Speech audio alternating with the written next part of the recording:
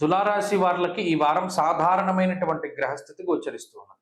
ఈ రాశి వార్లకి లాభస్థానమందు రవి యోగిస్తూ ఉన్నారు. అలాగే షష్ఠ స్థానమందు శనేశ్వరుడు. చంద్రబలం ఈ వారం ప్రధానంగా వారంలో ప్రారంభంలోనే కనబడుతూ ఉన్నది. ఈ మూడు గ్రహాల తాలూకు శుభ ఫలితాలతోటి, అలాగే నవమ స్థానమందు గురుడి యొక్క అనుకూలతతోటి ఈ వారం నడుస్తుంది. ప్రత్యేకించి వ్యయస్థానమందు కుజుడు కానీ, కేతువుతో కూడి ఉన్నటువంటి కుజుడు, పంచమ స్థాన స్థిత రాహువు, అలాగే ఈ రాశి వారులని ఎక్కువగా ఇబ్బంది పెట్టేటువంటి గ్రహాల జాబితాలో, అంటే తక్కువ సంచారం చేసేటువంటి దశమంలో శుక్రబుధులు కొంత ఇబ్బంది పెట్టినప్పటికీ అదంత ప్రమాదకరమైనటువంటి విషయం కాదు.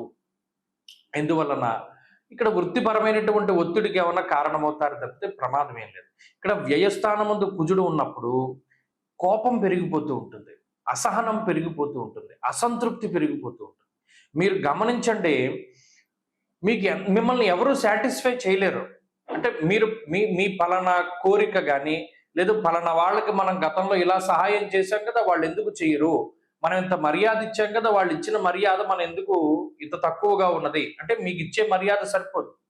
ఈ కుజుడు ఎంతసేపు కొంత అహంభావాన్ని పెంచుతూ ఉంటారు. అది తగ్గించుకున్న నాడు తులారాశి వారు బాగుపడతారు.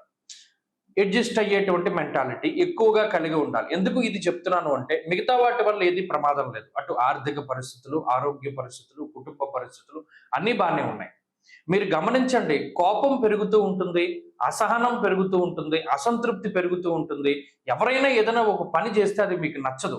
నువ్వు ఎందుకు అలా చేసావు, నేను చెప్పిన విధంగా ఎందుకు చేయలేదు నువ్వు అనేటువంటి కోపం పెరుగుతూ ఉంటుంది. ఒక రకమైనటువంటి ఆధిపత్య ధోరణి చలాయిస్తూ ఉంటారు. అది సాగదు మిగతా వాళ్ళ దగ్గర. ఎప్పుడైతే అది సాగదో దాని నుండి క్రోధం వస్తుంది, కోపం వస్తుంది, ఇవన్నీ కూడా వస్తూ ఉంటాయి. కాబట్టి ఇక్కడ వ్యయకుజుడు ఏ విధంగా అయితే ఇబ్బంది పెడతారో దాని పరంగా మనం జాగ్రత్త పడిపోవాలి. అంటే ఏమిటి? అడ్జస్ట్మెంట్.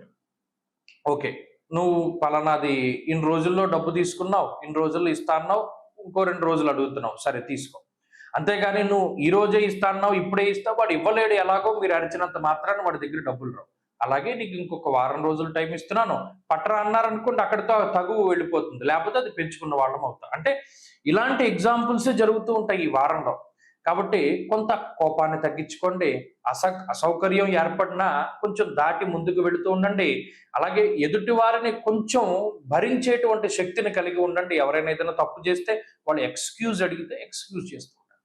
ఇటువంటి ఫలితాల వల్ల ఈ తులారాశి వారికి మరింత మంచి ఫలితాలు వస్తాయి. ఈ వారంలో కలిసి వచ్చేటువంటి రోజు తులారాశి వారికి గురువారంగా చెప్పవచ్చును. అదృష్ట సంఖ్య 2, అదృష్ట వర్ణము లేత పసుపు రంగు.